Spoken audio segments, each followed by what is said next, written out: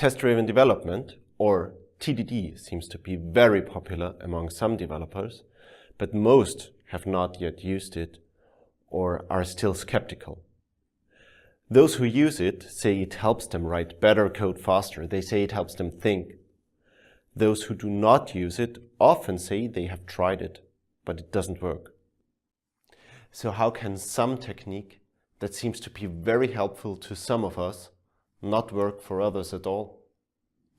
I think one of the reasons is what I used to call the mock object trap, but now call the TDD trap.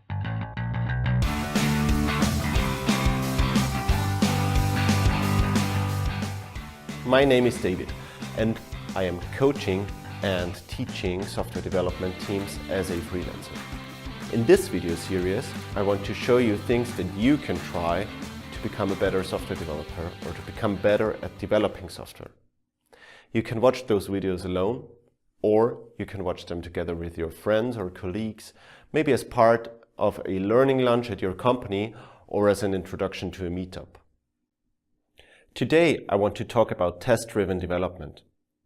But I do not want to talk about how to get started or how it works. Not yet. I want to leave that for a later video. Today, I want to talk about how some people love it and want to use it all the time, and others do not want to even try it or to try it again. Those who like it say that it helps them write better code and that it helps them to write this code faster. And because they are faster, they also are cheaper developing the code. Those who do not like it often say that they have tried it and that it clearly does not work. Writing the tests beforehand slows them down. The tests prevent them from making changes to the code, and keeping the tests green over time is a major effort for them. And I think that at least some of those people have fallen into the TDD trap. I have seen the end result of this trap at many different clients, and from the stories I hear, it usually starts somewhat like this. Somebody decides that the team needs more tests.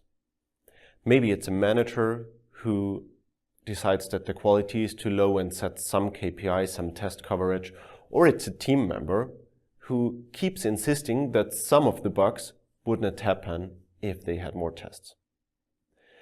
And so the team decides to write more tests, but not everyone buys into this idea yet. So all the team members start writing tests, but some do so only because they have to. So the team starts writing tests, but they never have some formal or informal training, because writing unit tests seems so easy. I mean, you can learn JUnit in a few hours, right? Some people also start to do TDD, but they also do not have any training, neither formal or informal, because TDD seems so easy. It's just red-green refactor. But they do not take extra care to write good tests. They not put too much effort into designing their tests.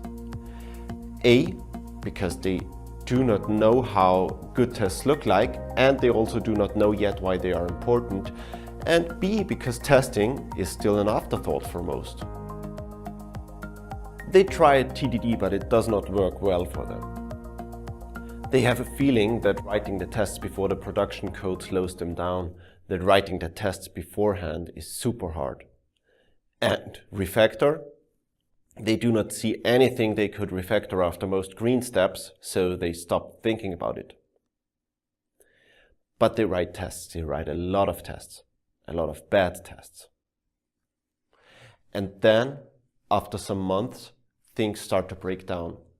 With every change they want to make, even with small changes, dozens of tests are read.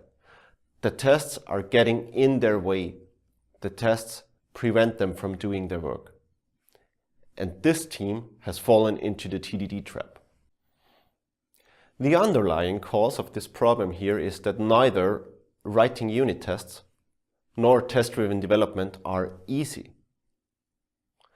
Those activities are, like the game of Othello, a minute to learn, a lifetime to master kind of activities. And to be honest, there's a second underlying problem here, but that would be totally off topic for this video, so I'll leave it for a later video in this series. So, back to the first cause. Test-driven development is kind of easy to get started with. I can explain the basics to you in 10 minutes and then you can start to test drive some code. And this is exactly what I do at the beginning of my trainings when I teach test-driven development. So, what do I do with my attendees for the rest of the 2 days? Well, after the 10-minute explanation, they can do the red-green refactor cycle. They can test drive some code. But they take 2 big steps, and then it's hard for them to write the next tests. They do not even know where to get started. They often write themselves into a corner where they do not know how to write the next tests or how to change the production code to make the test green. But they do not want to delete any code or any tests, so they do not know how to get out. And they forget about refactor a lot, so it's more like red, green, red, green, red, green for them. To practice TDD successfully, you need to know more than the basic rules. You must learn to take really small steps and to never write more code than what is absolutely necessary to make the test green. Because whenever you write more code, even only a little bit more, the next step gets harder. You must learn about triangulation and about which test from the long list of possible tests to write next. You must learn how to apply the specific generic rule to drive your tests and your design. And you will use your individual judgment a lot, so you must develop a gut feeling for good tests and good software design. And there is a lot more to learn. Learning all these things takes time and a lot of practice. But with a little bit of guidance from someone who has done it before, you can maybe learn some of these things a little bit faster. And you can avoid maybe some of the common pitfalls. And the TDD trap is about those pitfalls. It happens when people think that TDD is easy. They read about it and they think they can do it too. They try it. But then it does not work for them.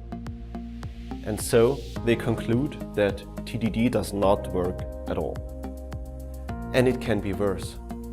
Sometimes people create a big mess while they are trying TDD. They write bad tests, and a lot of them, and they keep all of them.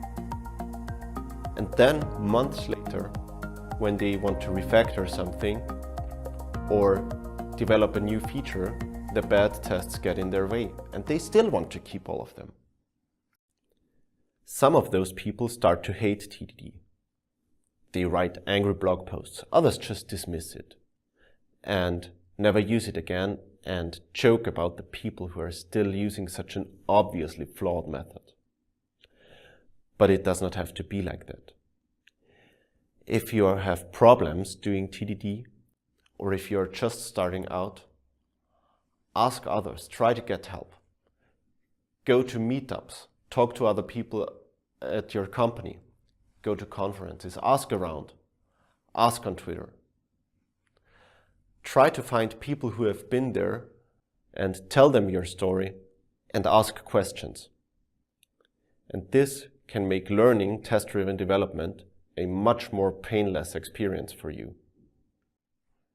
Did you already have a bad experience or also a particularly good experience with TDD? Do you think someone you know fell into the TDD trap? Please tell me in the comments. Or if you want a longer discussion, tell me on Twitter. I am TDD there. And do not forget to subscribe to this channel or follow me on Twitter so you do not miss any updates.